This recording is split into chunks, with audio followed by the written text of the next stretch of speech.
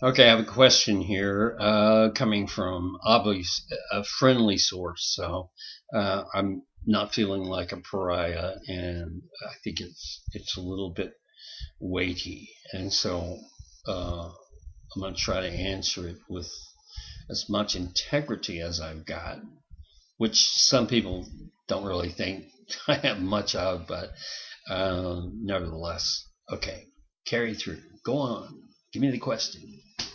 So, you had the guts to steal secret documents from Big Tobacco. 50 years from now, somebody is watching you and listening to what you have to say. Mhm. What do you want this person to know? First of all, I didn't steal anything. I mean, this is the rude thing that absolutely upsets me to the point. I feel like that you just don't understand. I did not steal anything. How can you possibly come to the conclusion? And I saw this, read this, I still read this, even in the review of Curtis Wilkie's book, the thief, the thief. It's a steal. Listen, you steal bases. You don't steal documents that are not privileged and couldn't be privileged under any circumstance because they're ongoing fraud. It's ongoing fraud. I sat at my desk. I realized that when they handed me something from a scientist, which came from Shook Hardy Bacon's little mind, big mind, it was so insulting that I had the black book on special account 4 or 5, and going, it was basically 4 or 5, and then at one point there might have been another one, but we never could find that one, which may end up as something mysterious, but nevertheless, it is not. First of all, the guts is not the thing. It is not about guts. I mean, the guts is the guy who's in the brig right now. That's guts. That takes guts. That's a man who's putting himself and his life on the line. He knows he's going to get caught, and maybe he had a lot of the same things that I did. Now, Daniel Ellsberg, I have communicated. He's written me a letter, and he said something. He wrote me another letter. He said something. I don't really feel comfortable in that as guts, because if it's popular with the people, if the people like it, it's not that much of a gut thing. It's not intestinal fortitude. But you did something different. Yeah, I did something different, but I don't know why I did something different. I think the timing in my life where I had reached a disaster in terms of losing my family. Maybe I wanted to commit suicide. I don't know. Maybe it was a self-immolation type of thing, a Tibetan monk type thing. But in reality, there was a little excitement in it too. And I think if you ask some of these people who are calling themselves whistleblower, and by the way, in Wikipedia, I am not known as a whistleblower. So the pariah fits into that one real well. And I'm very happy that I'm not included in some of the company that I see there. But when you've got some people that are truly dedicated and have done something, Aaron Brockovich, this is a good example. I can't think of anybody in the tobacco industry. No, there's nobody that has done anything that exceeds or parallels anything I've done. What I did was necessary to me at the time. Um,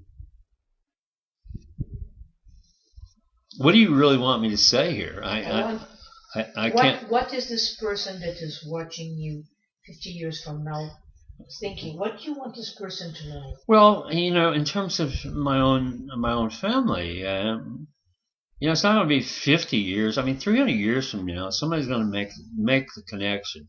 Okay, we're killing people, and we're doing it by putting displays in Walgreens, not dollar store legacy, American Legacy. By the way, they've been doing it in Walgreens forever. Uh, 50 years from now, obviously I'll be dead, and there's not going to be anything.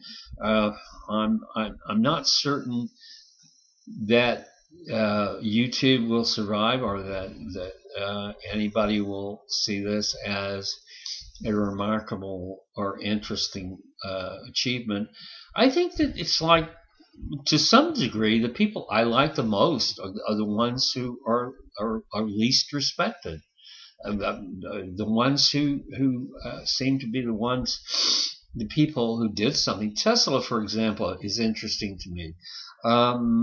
You get Tesla and you hear Edison. Someone forgets about who was driving a dirigible around the Eiffel Tower at the turn of the century, or a couple of years after that, before the Wright brothers. That man was a Brazilian. Santos Dumont. And you think about, okay, Santos Dumont. How many people pay attention to the fact that this guy was doing something that nobody else was doing? And it frequently happens, and very often. So you identify yourself with them? I identify myself with Santos Dumont. Yeah, yeah, I do. I think the people that I am impressed with are, I have my literary background is it prevents me from going in that direction. That's my. Unfortunately, I became an academic at one point, and it's hard for me to associate myself with causes. So I guess that's why Mike Moore never asked me to help him out with his scripts, which, by the way, I can do very well. I can do this stuff.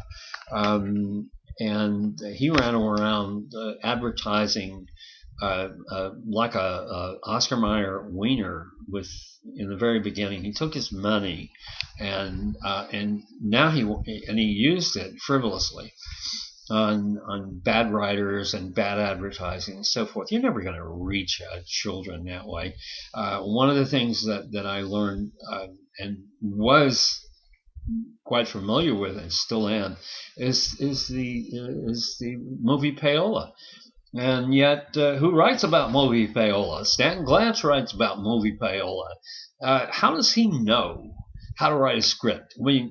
How does he know the perilous parts of where they're actually injecting advertising? Okay, Stanton, I'll leave you alone. I know your reputation for being ballsy. On the other hand, going back to what's your message? My message is basically that nobody will care. Nobody will care, because I think you guys, certainly the group down here in Mississippi, and to a certain extent, every part of the United States missed the point. And I know that Montreal is in the process of suing the tobacco companies. I think they're going to end up the same way. There's no question about it. Most of the attention that you get from tobacco is going to be in order to win something. You think you're going to protect the people from tobacco. You aren't. Basically, today, the target market is not necessarily for youth. I mean, it's for poor people, which by and large is, a lot of us and a lot of people who are the 1%, or whatever that means. But 50 years or 300 years from now, I don't think there's ever going to be anybody who gives a damn about what happened in this particular issue. As they make up their formulas, the governments, for example, in Mississippi, they have a tort reform bill here, and if you want to sue a tobacco company, you would really have a hard time doing it. And why would you want to do that? Because Dickie Scruggs already got all the money. They sucked it up. and another 15 years, you will have forgotten. You will have forgotten totally everything. And people like me, and you've got a document storehouse, but interpreting the documents is another thing, and it's entirely different. Now I know that I did contribute to a lot of cottage industries, especially out at University of California, San Francisco. I had gone out there, not by invitation, believe me. I don't think anybody ever wants to hear me say anything. And what happened in that room? What were you doing in that room? How was it? And what was going on? Nobody's interested in that. On the other hand, nobody's going to be interested in what you people did, except the people who are dying right now, because there's not a hospital, there's not a doctor, there are very few people who actually care, who actually gave a damn whether or not people were in fact going to be getting anything out of this so-called master settlement agreement. Personally, if I were Rudolph Murdoch or I had all the money in the world, I would find a way to make sure that settlement was undone, and let Motley have his little toys, as long as his liver is good enough and he can still run them, have them run. Let them have their jets and all the other stuff. The lawyers are always going to be a problem. But please put somebody in jail, not me. I've experienced that, but the point is, the jail for the lawyers, which was not available and should be. Why did you let Ernest Pepples off? Why did you let the people of Brown and Williamson and Fulton Morris? Why did you let them off? Why did you let in your RICO case? Why did you not pay attention to David Hardy, to the Hardy groups, to the people who contributed to this, who made this possible? The politicians, well, it's the country we live in. It's the way we do business, and we do business that way. We have no interest whatsoever. Certainly, as we look at the health care bill, the same thing. Preventive health would have done more to bastardize the tobacco industry than anything else, and nobody wants preventive health. And at the same time, when you look at what you've done and you try to garner anything out of this, 30 years from now, 50 years from now, 100 years from now, 300 years from now, you're going to have the same problem because you did it. Now, if somebody could undo it, that would be great. But the master settlement is an atrocity. It's a total failure. 12 years. You've been in business. Somebody out there named Momo's making $17 million a year for putting in $2.5 million. Thank you, Chris Wilkie, for that. But in fact, he doesn't know anything about tobacco. Somebody's got a better baseball team, Moneyball, because they were involved in tobacco. But they don't know anything about tobacco. They just put up the money. And J.D. Lee, the same thing for you. Million, 10 million for 100,000. That's not a bad deal. And on the other hand, it's lousy. It sucks. It really does suck. There's no pride in defeat, and that's exactly what you deserve. And frankly, the people who are now laying down and having to pay for some of their sins, not related to tobacco, but tobacco, by the way, maybe that's the way God gets back. Maybe. Don Barrett, maybe you'll have your day. Mm-hmm. Since you're so fanatically religious, and you told me so, maybe you'll have your day too.